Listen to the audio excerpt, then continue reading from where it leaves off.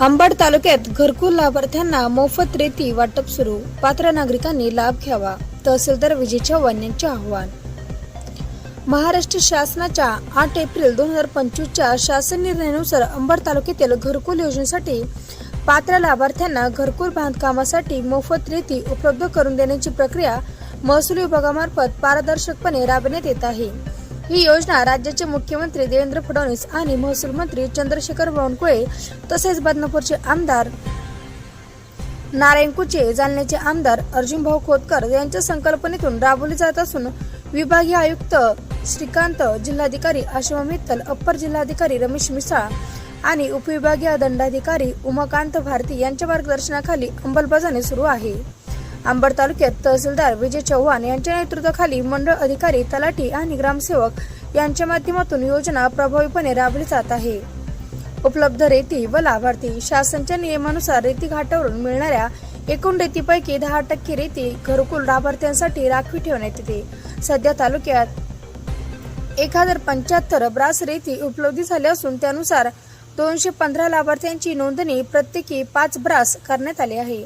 उपलब्धतेनुसार इतर पात्र लाभार्थ्यांची नावे लाभार्थ्यांनी थेट तहसील कार्यालयात अर्ज न करता आपल्या गावातील ग्रामसेवकाकडे अर्ज सादर करावा। त्यानंतर ग्रामसेवक, तलाठी आणि पोलीस पाटील यांच्या संयुक्त तपासणीनंतर संबंधित घरकुलाचे GPS फोटो व आवश्यक कागदपत्रासह अहवाल तहसील कार्यालयामध्ये पाठवला जाईल। 5 द्वारे मंजूर 5 ब्रास रेती उचलता येईल। महत्त्वाच्या अटी लाभार्थ्यांनी नियमाचे पालन करावे। नमस्कार। मागच्या बऱ्याच दिवसापासून आपल्याकडं घरकुलधारक, जे पात्र घरकुलधारक आहेत त्यांना रेती देण्याचा विषय चालू होता। अंबड तहसील कार्यालयामार्फत जे पात्र घरकुलधारक आहेत त्यांना 5 ब्रास मोफत रेती देण्यात येत आहे।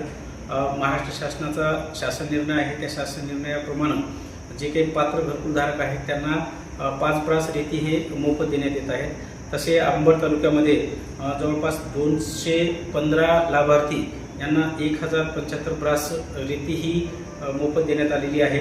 आपल्याकडं वेगवेगळे जे काही घाट आहेत त्या घाटावर आपण त्यांना 10% रेती ही मोफत, म्हणजे जसं जसं एकूण जे काही आपण विक्री करतो त्याच्या 10% जागा ह्या त्यांना मिळत असतात। जसं जसं विक्री आहे त्या पद्धतीनं आपण त्यांना देत आहोत। सध्या आपल्याकडे 215 एवढ्या घरकुलधारकांना आपण रेती दिलेली आहे।